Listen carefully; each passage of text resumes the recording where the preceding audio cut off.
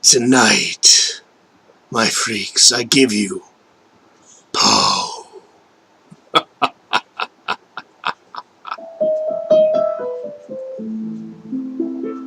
The Haunted Palace. In the greenest of our valleys, by good angels tenanted, once a fair and stately palace, radiant palace, reared its head. In the monarch thought's dominion it stood there. Ever seraph spread opinion over fabric half so fair. Banners yellow, glorious, golden, on its roof did float and flow. All this was in the olden time long ago. And every gentle air that dallied in that sweet day along the ramparts, plumed and pallid, a winged odor went away. Wanderers in that happy valley through two luminous windows saw spirits moving musically to a lute's well-tuned law. Round about a throne was sitting Porphyriogony, in a state his glory will befitting. The ruler of the realm was seen, and all with pearl and ruby glowing was the fair palace door, through which came flowing, and sparkling evermore, a troop of echoes, whose duty, sweet duty was, but to sing, in voices of surpassing beauty, the wit and wisdom of their king. But evil things, in robes of sorrow, assailed the monarch's high state. Ah, let us mourn, for nevermore shall dawn upon him desolate, and round about his home the glory that blushed and bloomed is but a dim remembered story of the old time entombed.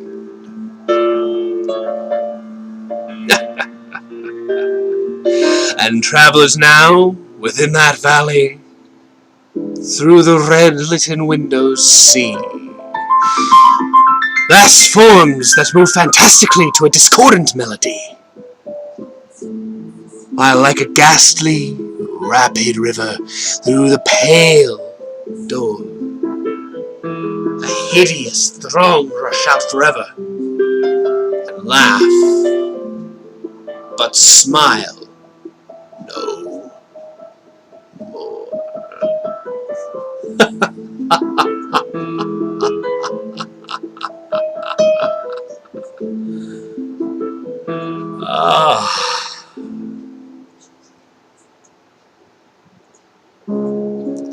The Raven.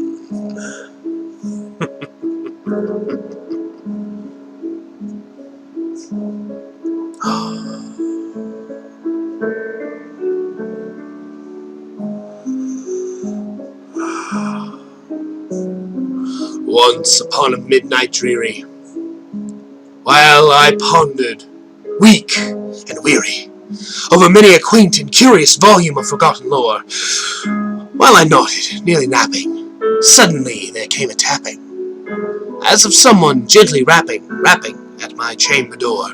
"'Tis some visitor," I muttered, tapping at my chamber door. Only this, and nothing more. Ah, distinctly I remember, it was in the bleak December, and each separate dying ember wrought its ghost upon the floor. Eagerly I wished the morrow, vainly I had sought to borrow from my books surcease of sorrow, sorrow for the lost Lenore, for the rare and radiant maiden whom the angels name Lenore, nameless here forevermore. And the silken, sad, uncertain rustling of each purple curtain thrilled me, filled me with fantastic terrors never felt before. So that now, to still the beating of my heart, I stood repeating, "'Tis some visitor entreating entrance at my chamber door."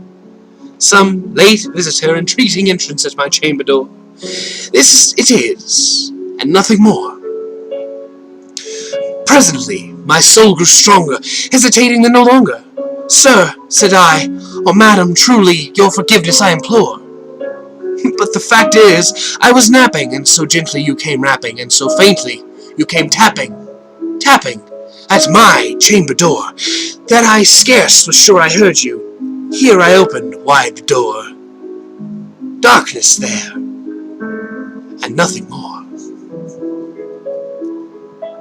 Deep into that darkness peering, long I stood there, wondering, fearing, doubting, dreaming dreams no mortal ever dared to dream before.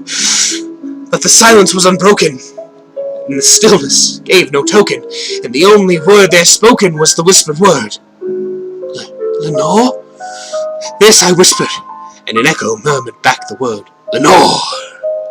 Merely this, and nothing more. Oh. 'Tis nothing. Back into the chamber turning, all my soul within me burning. Soon again, I heard a tapping, somewhat louder than before. Surely, said I, surely that is something at my window lattice. Let me see then what thereat is, and this mystery explore. Let my heart be still a moment, and this mystery explore. 'Tis the wind, and nothing more. Open here I flung the shutter, when, with many a flirt and flutter, in there stepped a stately raven of the saintly days of yore.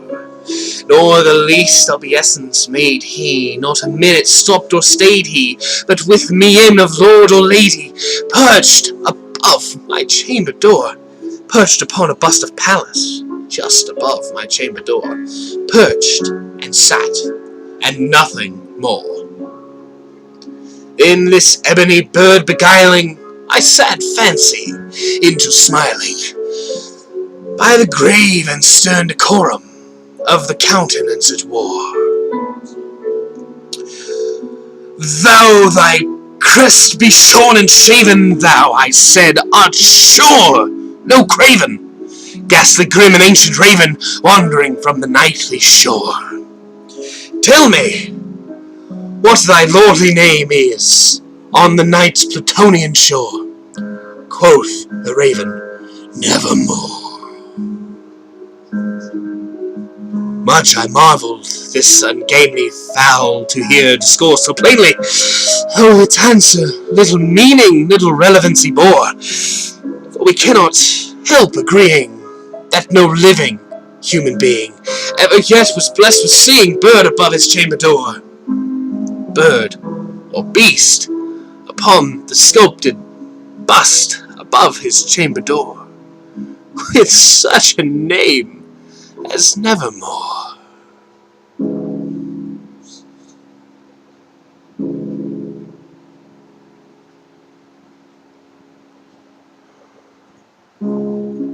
But the raven, sitting lonely on the placid bust, spoke only that one word, as if his soul in that one word he did outpour.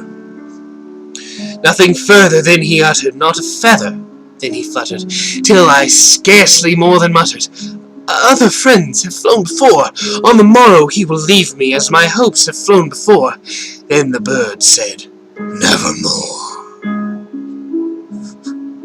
Startled at the stillness broken by reply so aptly spoken, Doubtless, said I, what it utters is its only stock and store, caught from some unhappy master, whom unmerciful disaster followed fast and followed faster, till this song's one burn more, till the dirges of his hope that melancholy burden bore, of nevermore.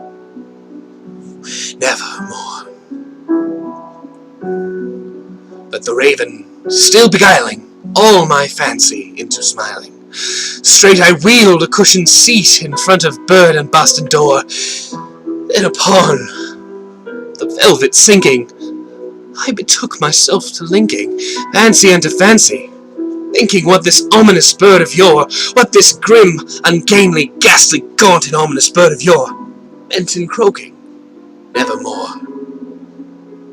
This I sat, engaged in guessing, but no syllable expressing to the fowl whose fiery eyes now burned into my bosom's core.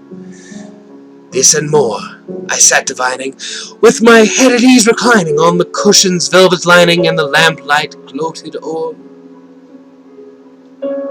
But whose velvet violet lining, with the lamplight gloating o'er, she shall press, nevermore. Then methought the air grew denser, perfumed from an unseen censer, swung by seraphim whose footfalls tinkled on the tufted floor. Wretch, I cried, thy God hath lent thee, by these angels he hath sent thee respite and nepenthe from thy memories of Lenore. Quaff, oh quaff this kind nepenthe, and forget this lost Lenore. Quoth the raven, Nevermore. Prophet, said I, thing of evil, prophet still, if bird or devil, whether tempt ascent or whether tempest tossed thee here ashore, desolate yet all undaunted on this desert land enchanted, on this home by horror haunted, tell me truly, I implore, is there balm in Gilead? Tell me, I implore. Quoth Raven, Nevermore. Prophet, said I, thing of evil, prophet still, if bird or devil, by that heaven that bends above us, by that God we both adore. Tell this soul with sorrow laden, if within that distant haven, if it shall clasp a saint maiden, whom the angels name Lenore, clasp a rare and radiant maiden, whom the angels name Lenore. Quoth the raven, Nevermore. Be that word our sign in parting, bird or fiend, I shrieked upstarting. Get thee back into the tempest and the night's Plutonian shore. Leave no black plume as a token of that lie thy soul hath spoken. Leave my loneliness unbroken, quit the bust above my door. Take thy beak from out my heart, and take thy form from off my door. Quoth the raven, Nevermore. And the raven, never flitting, still is sitting on the pallid bust of Pallas, just above my chamber door. And his eyes have all the seeming of a demon's that is dreaming, and the lamplight o'er him streaming throws his shadow on the floor.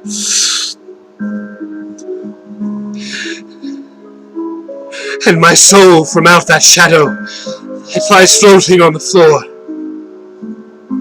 shall be lifted nevermore.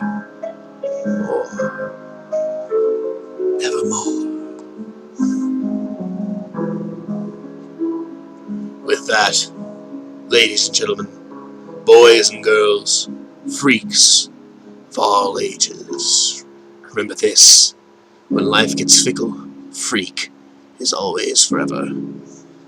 I entreat you, have a pleasant evening.